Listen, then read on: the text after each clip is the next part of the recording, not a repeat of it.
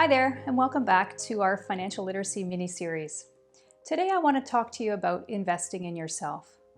Now, investing in yourself involves three different categories. Investing in your financial health, including your money management skills.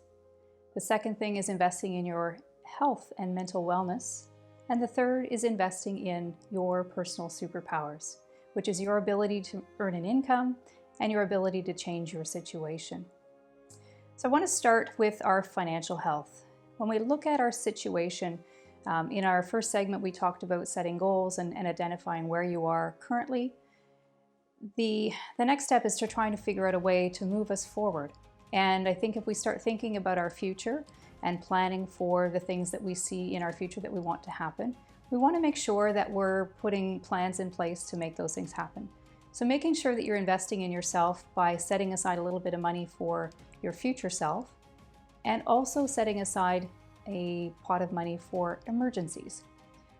Emergencies are the number one thing that I see in my financial planning practice that blow up my clients' financial budget.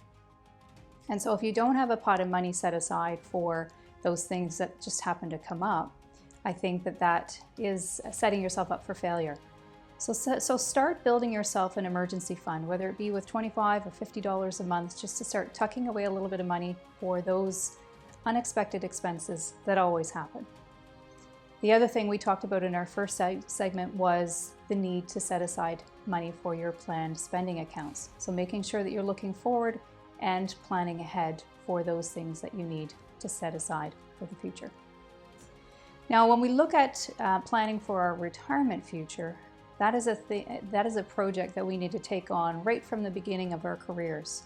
And I think it's important that, especially for young folks, that they start setting aside at least 10% of their income every year into some sort of a retirement savings account. If you're making less than $45,000 a year, I would say probably a retirement savings account is not the right vehicle for you. You probably should look into a tax-free savings account. And if you're unsure, reach out to your financial advisor, or certainly I'd be happy to answer any questions that you may have.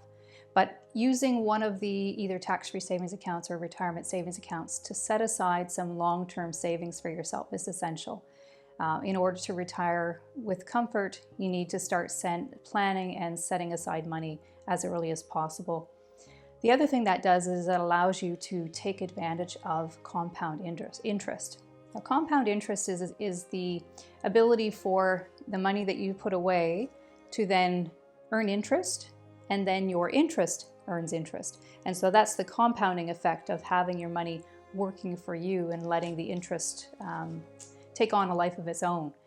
So I think the earlier you start with your savings, the more you will accumulate, and the harder your money will work for you. So I also want to talk to you about your health and being an important component of your finances. A lot of people don't realize that there's actually a connection between your finances and your health. People that feel financially unwell generally tend to feel unhealthy as well. They're less likely to exercise and they're less likely to eat healthy. So there is a direct correlation. In a recent Canadian survey, it was identified that 40% of Canadians feel financially unwell. And of those, they're less knowledgeable about investments, and they're highly unlikely to be on track to reach their retirement goals. So there is a direct correlation between our health and our finances. So it's important that we look after both pieces to move ourselves forward. Our health is a very precious gift, and if we don't take care of it, we cannot buy it back with any amount of money. So take care of your health, and you'll have hopefully a very long life to live and enjoy the retirement savings that you've accumulated. Now, the third thing that I wanted to share was the talk about improving your personal superpowers.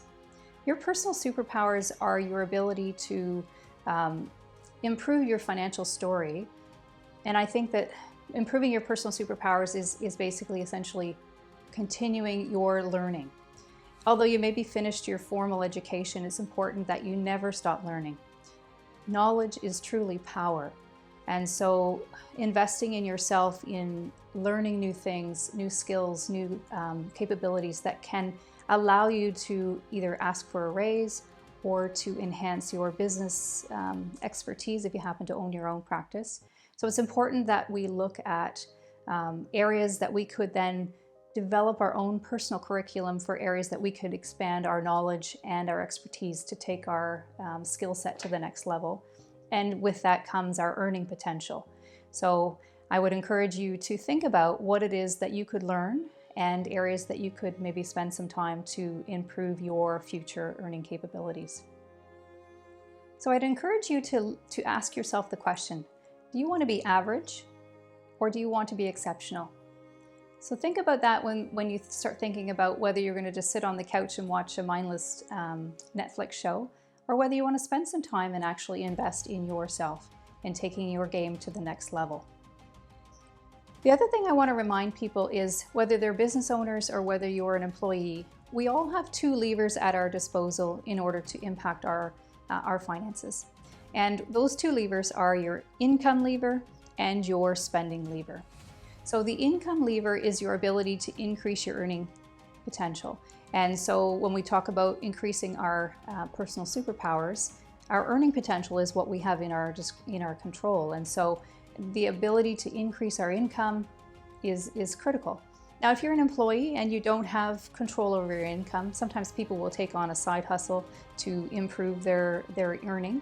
And so if you don't have the control to do that, then having your spending lever is much more important to you. And so you could then become a budget master. You could then have the ability to manage your finances really like a tight ship, making sure that you're very careful to stay within your means and not spend beyond what your budget allows.